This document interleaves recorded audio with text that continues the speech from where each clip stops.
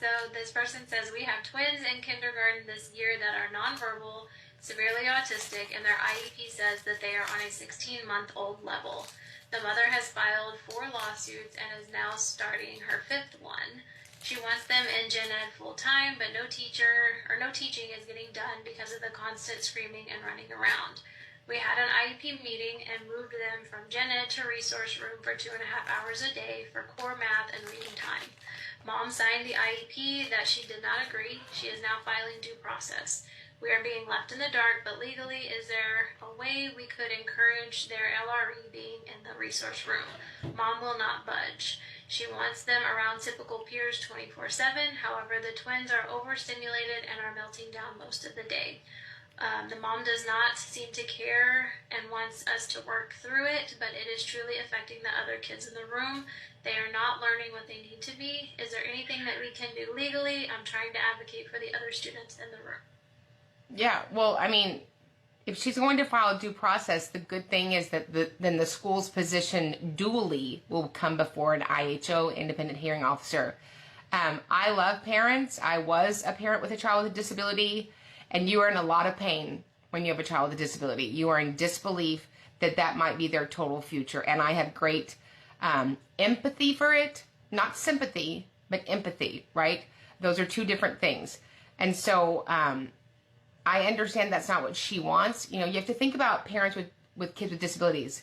What they really want is their kid not to struggle. What they really want is for a child not to have a disability.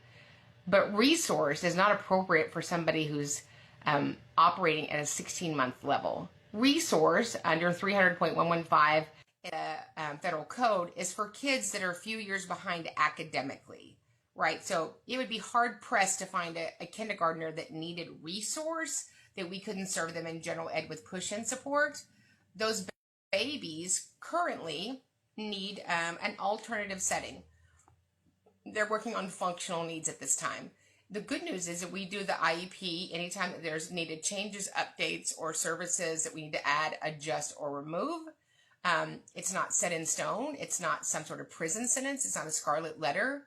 But we can only program for 36 instructional weeks based on their current need, their rate of progress, expectancy, and their unique circumstances.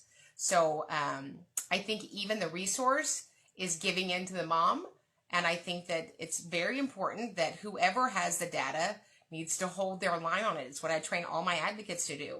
I don't move the line on data. Even when I'm in meetings, I'll have parents go, that's fine, we can forget this last thing. No, I'm not forgetting anything. I'm advocating for a child. I don't advocate for adults. I don't advocate for schools. And so if the school's position is this, and the kids are functioning at a 16-month-old level, would you go find a one-year-old and 4 months and put them in a resource class in public school? None of us would do that. And sometimes you just have to step outside and do the hard thing and stand on the position that supports the data.